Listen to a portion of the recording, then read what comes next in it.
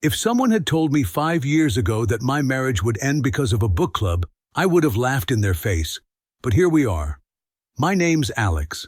I'm 34, software engineer, part-time handyman around the house, and full-time dad to two amazing little boys, Liam and Mason, ages 6 and 4. My wife, Natalie, is, or was, a kindergarten teacher turned self-discovery coach, whatever that means now. And she used to be the most grounded, down-to-earth person I knew. Thoughtful, empathetic. She had this ability to walk into a room and instantly command warmth, not with volume but with presence. We met in college. She was majoring in early childhood education. I was studying computer science. She was sunshine in a world of gray. I was the quiet guy who brought her coffee while she crammed for finals. Somehow it worked. We dated, we traveled, we got married, we built a little life. Not perfect, no marriages, but we had trust. At least I thought we did. Things started shifting about 2 years ago. Slowly at first. Natalie joined a new book club with a group of women she met through yoga. They were all into empowerment literature. Then came the podcasts, then the retreats, and then the language. Words like stagnant, repression, finding joy outside of codependency. At first I nodded along thinking, okay, self-growth, that's cool. Be your best self. I wasn't threatened. I mean, why would I be? We had a solid marriage. 2 kids. Until one night after the kids were asleep, she sat me down with a glass of wine and said, "Have you ever thought about non-monogamy?" I thought it was a joke. Seriously. I even laughed. But she wasn't smiling. She explained how she felt like our marriage had become more like a partnership than a romance, how she missed the thrill of being desired, how open relationships could actually strengthen commitment, how some couples even reported being happier after opening their marriage. She'd done the research. She had quotes, studies, anecdotes.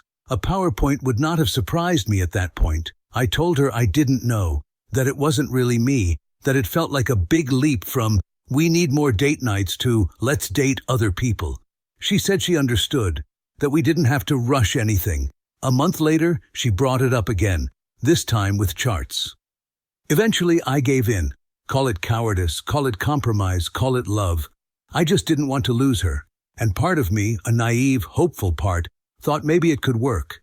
Maybe it would make her happy. And maybe happy Natalie meant happy marriage. But I had conditions. Rule number 1, no friends, no co-workers, nobody we both know. Rule number 2, total transparency. If something happens, I need to know. Rule number 3, protection is non-negotiable. Rule number 4, the kids come first, always. She agreed, swore on everything that it wouldn't change how she felt about me, said it was about addition, not replacement. Cute words, but it took exactly 8 weeks for her to shatter all 4 rules like glass, and that's when the real story began. It was a Thursday night when the first real crack showed. I had just finished putting the kids to bed. Liam had one of his meltdowns about brushing his teeth, and Mason kept asking for just one more bedtime story like he was negotiating a hostage release. By the time I made it downstairs, I was exhausted, half watching a game on mute while loading the dishwasher. She still wasn't home. Natalie had told me earlier she was grabbing dinner with someone she'd met through the community. That's how she phrased it. Not a friend, not someone from yoga, just someone from the community. And when I asked what that meant, she said, "You know, people in the non-monogamy space," which apparently now had its own space. I didn't say much, just nodded, like I'd learned to do. Inside, I felt like someone had handed me a loaded gun and said, "Don't worry, it's not pointed at you, yet." It was 10:34 p.m. when I heard the front door open, quietly. No heels clicking, no keys dropped in the bowl. Just the soft sound of her sliding in like she didn't want to wake anyone, including me. She walked into the kitchen wearing a black blouse I hadn't seen in months. Hair curled, makeup still holding strong, and that perfume, floral with a sharp vanilla bite, the one she used to wear when we went out for anniversaries or weddings. She didn't look like someone who just had a casual salad and small talk. "Hey," she said, leaning in to kiss me on the cheek before heading straight for the wine rack. "Kids asleep?" I nodded. "Yeah, they were a handful tonight." She smiled faintly, already pouring herself a glass of red. "You're a hero." I rinsed another dish and forced my tone to stay neutral. "So, how was dinner?" "The place was fine, a little overpriced, but good atmosphere." "And the company?" That's when she paused. Just for a second, not long enough for most people to notice. But I wasn't most people. I was her husband. I knew her micro-pauses like I knew my own heartbeat. "His name's Jonah," she said finally. "We matched a few days ago. Decided to meet up, see if we clicked." I didn't move.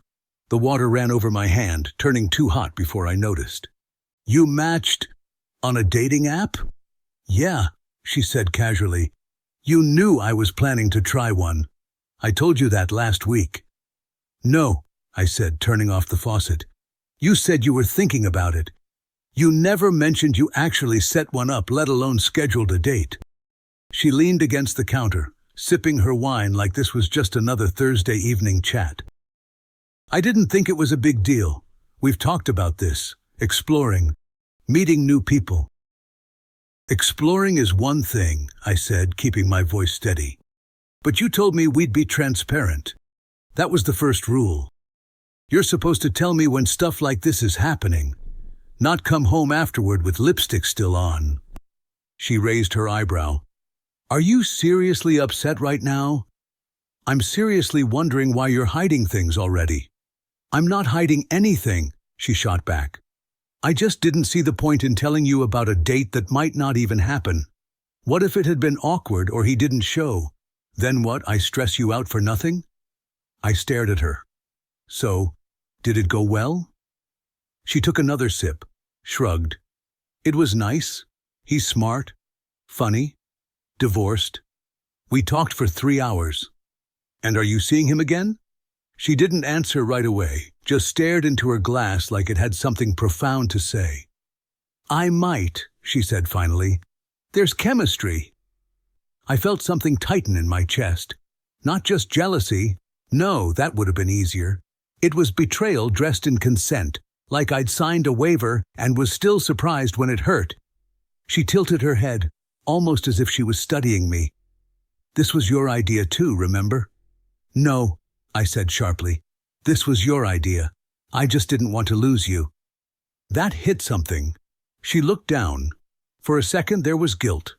Then she whispered, almost too casually, "It's just one guy. For now." I didn't say another word, just walked upstairs while she stayed behind with her wine and her silence. And that night, lying beside her in the same bed where we made our children, I couldn't stop wondering when she'd start calling someone else's house home. After that night, things didn't exactly fall apart, at least not in any loud or obvious way. There was no screaming match, no ultimatums, no dramatic packing of bags. Instead, the collapse came in quiet, splintered moments, like watching a windshield slowly spiderweb from a single stone. She still made breakfast for the kids every morning, still kissed me goodbye before work, still asked how my meetings went, but there was a distance now, subtle but undeniable. Her phone was always face down. Her laugh changed. That might sound crazy, but I swear it did. Softer, more distracted, like the joke she'd heard wasn't mine. A week later, she mentioned Jonah again, in passing, over dinner. "He invited me to a concert next weekend," she said, stirring her quinoa like it was the most natural sentence in the world. "Something small, local venue." I looked up from my plate. "Next weekend? That's when Mason has his recital."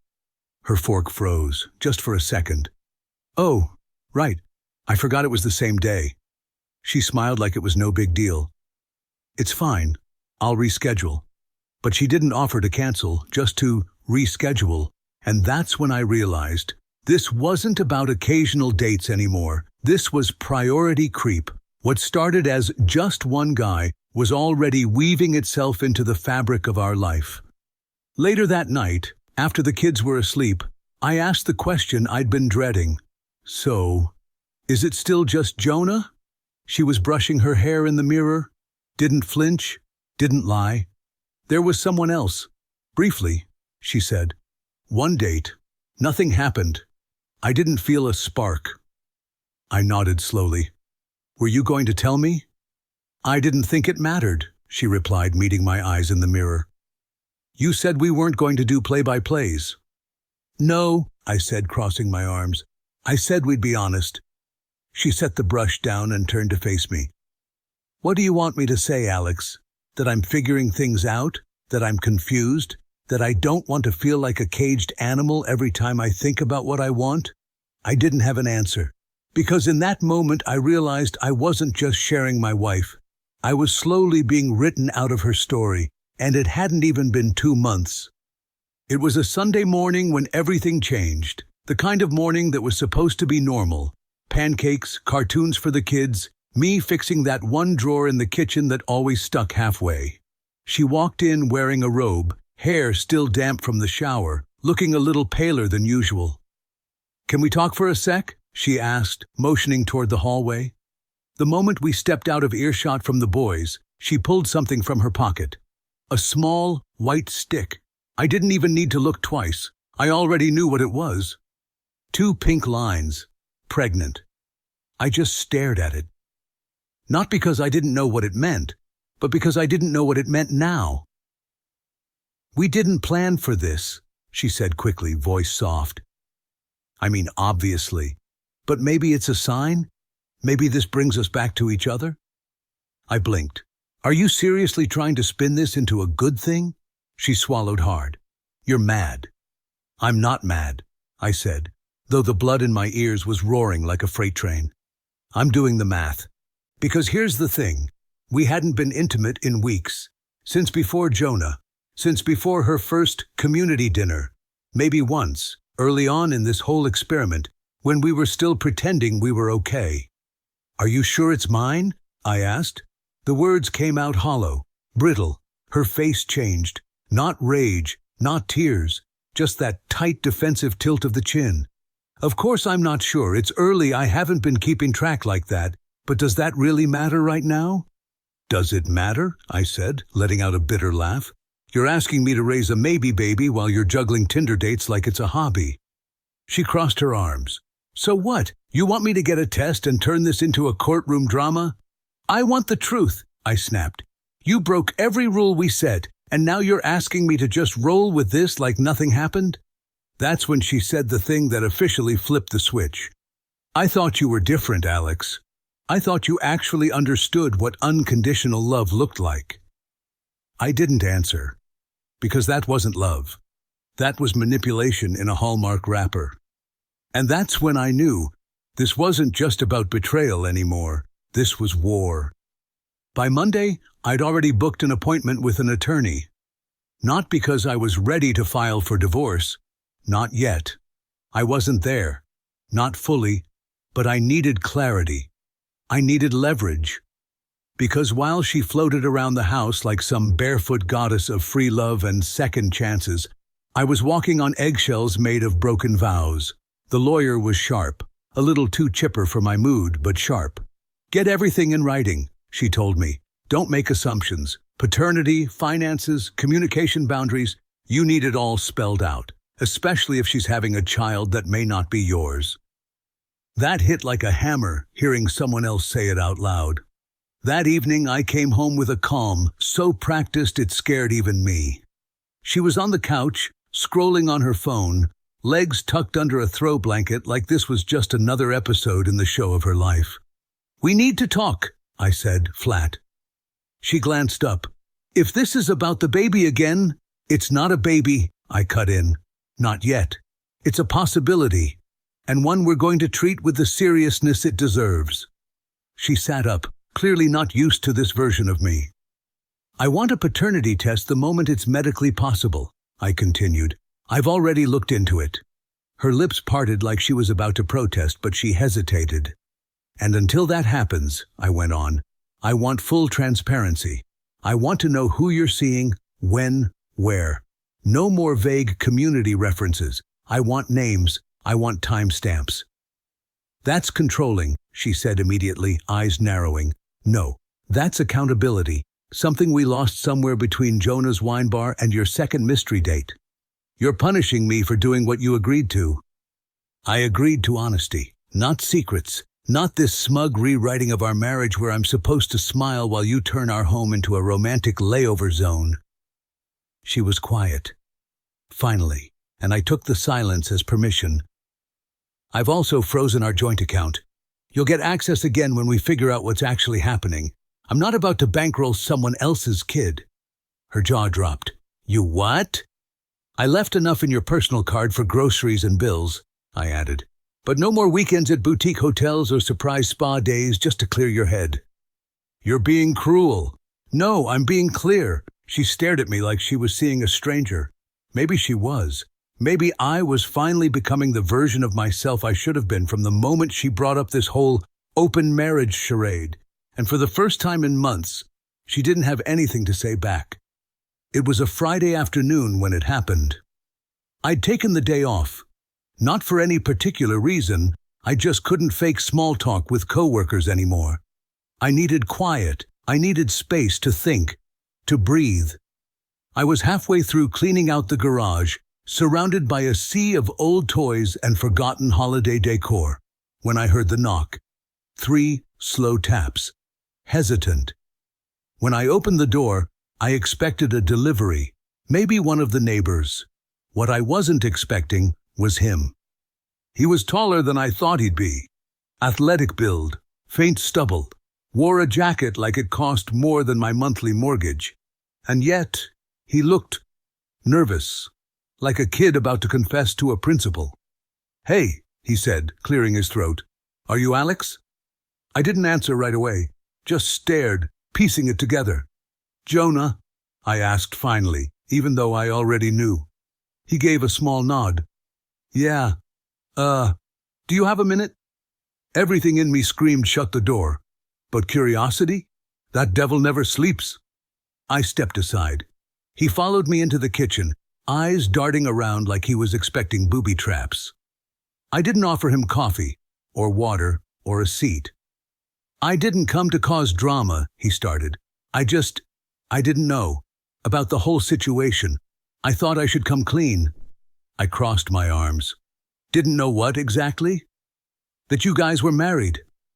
That hit me like a brick to the teeth. He must have seen it in my face because he immediately raised his hands. She said you were separated, that it was amicable, that you were already dating other people. My knuckles whitened around the edge of the counter. And you just believe that? I mean, he sighed. I wanted to. Look, I'm not proud of this. When she told me she was pregnant, I freaked. She said it was probably yours, but that if it wasn't, we'd figure something out. And that's when I started to realize things didn't add up. Pregnant? I echoed. So she told you? He nodded slowly. 2 days ago, I didn't sleep that night. I kept thinking, if it is mine, what the hell am I walking into? He looked me dead in the eye then. I'm not trying to ruin your life, man. I just wanted you to hear it from me. If it turns out the kid is mine, I'll take responsibility. But I'm not going to keep seeing someone who lies like that. For a moment, we just stood there in silence. 2 strangers linked by one woman and one maybe baby. Then he pulled something from his pocket. A slip of paper. A printout of messages. Her words. Flirtatious, manipulative, contradictory. She told me you cheated first, he said. That's why she started looking elsewhere. I laughed. Not because it was funny, but because I couldn't cry in front of this guy. I never cheated, I said. I just trusted her. He nodded once and left without another word. And there I stood, in my own kitchen, holding a piece of paper with proof that the woman I loved wasn't just unfaithful. She was rewriting the entire narrative and handing out copies.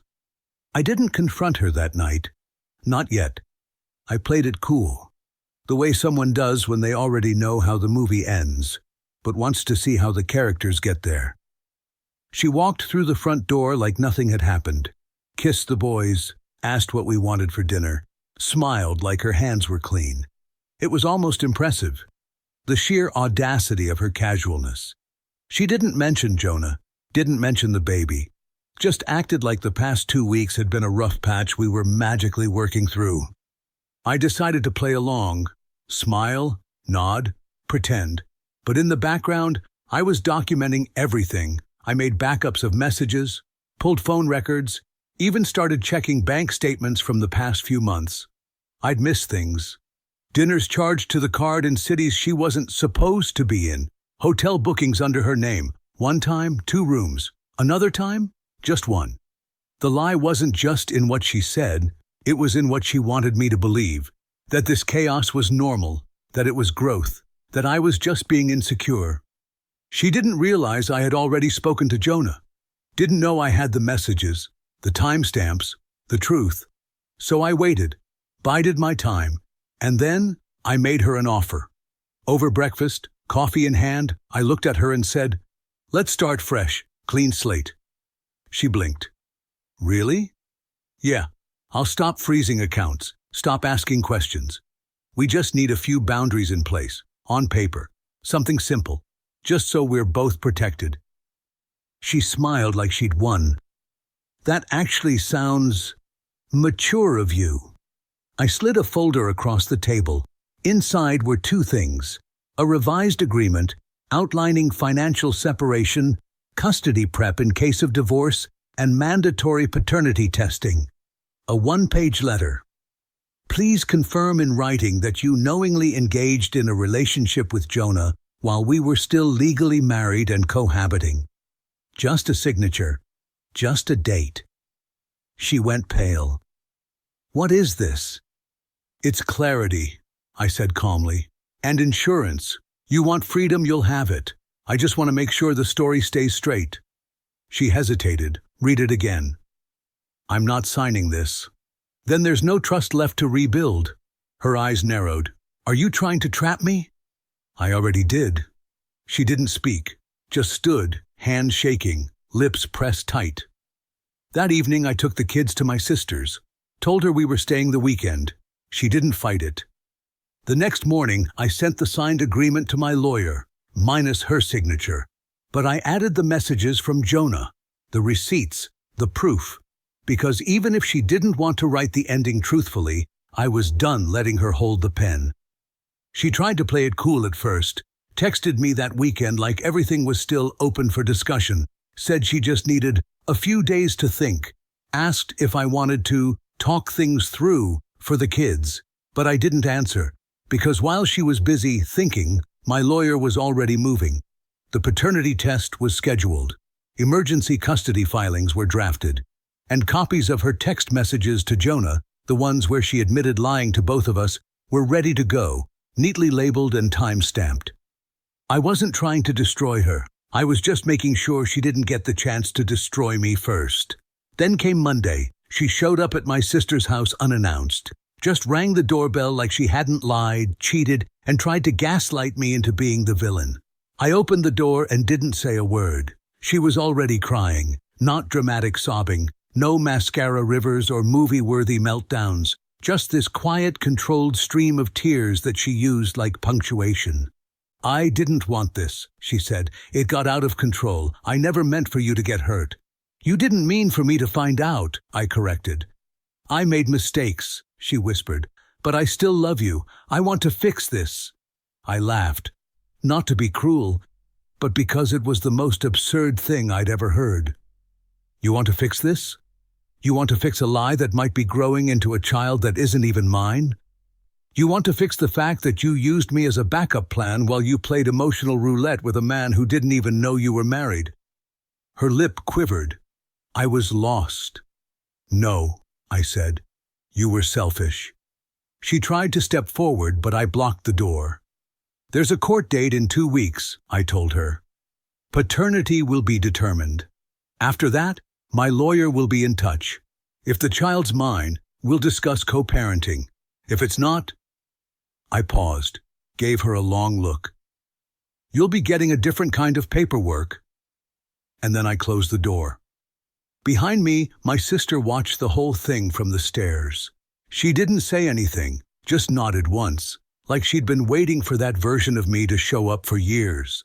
And for the first time in a long, long time, I finally felt like I was no longer the fool in someone else's fairy tale.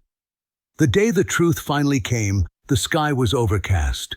Not stormy, just heavy, like the clouds were holding their breath, waiting to see what would happen next. It was a Wednesday. This was the day I'd find out whether the child growing inside the woman I married was mine or not. I drove to the clinic alone. No music, no calls, just silence, broken only by the sound of my own pulse in my ears. The receptionist smiled like this was any other routine test, handed me the envelope, and moved on to the next name on her list. I didn't open it right away. I sat in my car, staring at it, turning it over in my hands like it might change if I waited long enough. But deep down, I already knew. Still, I had to see it. I broke the seal, unfolded the paper. Probability of paternity, 0.00%. That was it. No drama, no footnotes. Just a clean, cold number that said, "You've been lied to." I don't remember the drive home. Just the hum of the engine and the sharp clarity of one truth echoing in my head. It was never mine. When I walked into the house, she was in the kitchen, stirring tea like it was any other day. She turned, saw the envelope in my hand, and froze. I held up the paper. "It's not mine," I said. She didn't speak, just stared. 1,000 thoughts flickering behind her eyes, none of them landing. "It doesn't change everything," she said finally, barely above a whisper. I almost laughed. "It changes everything," I said. "It changes every word you've said since the day you met him. It changes the fact that you looked me in the eye and called this a new chapter when you were already writing a whole other book behind my back." Then came the script, the excuses, the weak rewrites of already broken promises. I was confused. "I didn't mean to hurt you. I didn't think it would go this far. You said we could see other people." I held up the paper again. "What I didn't say," I replied, "was that you could lie to me, that you could drag me into this and pretend like it was love." She started to cry, but this time it didn't move me. It didn't feel like grief. It felt like exposure, and I'd seen enough. I want a divorce. 4 words. That's all it took to end the 7-year lie. She didn't fight, didn't beg, just stood there, holding her tea like it might save her from drowning. But nothing was going to save her now. She didn't waste much time spinning her version of the story. By the end of that same week, I started hearing from mutual friends. "She says you blindsided her. She's devastated. She thought you agreed to everything." One even had the audacity to say, "I thought you were the one who cheated first." That's when I knew. She was laying groundwork, rebuilding her image, brick by carefully manipulated brick, trying to turn my silence into guilt. Classic. I'd stayed quiet out of decency, out of respect for the fact that at one point we actually loved each other. But that respect ended the moment she chose to rewrite history while I was still sweeping up the debris she caused. So I stopped holding back. I sent a message to her inner circle, the ones she called first when she needed sympathy. I kept it short, but I attached the receipts, screenshots of her conversations with Jonah, including the ones where she lied about us being separated. The date-stamped hotel bookings while we were still sleeping in the same bed. A PDF of the paternity test. And a little note, since she forgot to mention a few details. I didn't care what they thought of me. I just wanted the record corrected. But I didn't stop there. The next day, I called her mother, a woman who once told me I was the best thing that ever happened to her daughter. She answered with that same clipped tone she always used when she was annoyed by something minor, like burnt toast or a bad manicure. "Is everything all right?" she asked. "No," I said plainly, "but I thought you deserved the truth before you hear a version that's not even close." I laid it all out. Everything. With the kind of surgical precision that only comes when your heart has already broken and rebuilt itself with concrete. She didn't say much, but when I was done, there was a long silence, and then a quiet, breathy, "I'm sorry." And just like that, the first domino fell. By the time our first court date rolled around, she looked different, worn down, smaller, like someone who finally realized the spotlight burns when you don't control the script. She didn't fight the divorce, didn't contest the filings, and when the judge asked if there were any objections to the custody agreement, she just shook her head. It was over, not with a bang, not with a betrayal reversed, but with a truth so loud it didn't need to scream. It's been 14 months. The divorce went through. Custody finalized, the test results sealed in a file I'll never need to open again. I moved into a smaller place, not because I had to, but because I wanted a reset. The boys have their own room. Their laughter fills the hallways like music that actually means something. No tension, no fake smiles, just peace. She moved in with her sister after the baby was born. It was a girl, not mine. Jonah didn't stick around. Last I heard, he disappeared 2 weeks after the paternity test. Maybe he felt guilty. Maybe he just realized he'd been a guest in someone else's mess.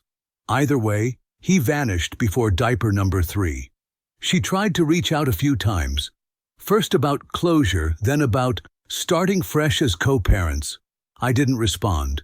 There's nothing left to co-anything. We parent on a schedule, and everything else runs through a shared app and a mediator. Sometimes I catch her looking at me during drop-offs, like she wants to say something, like she regrets it.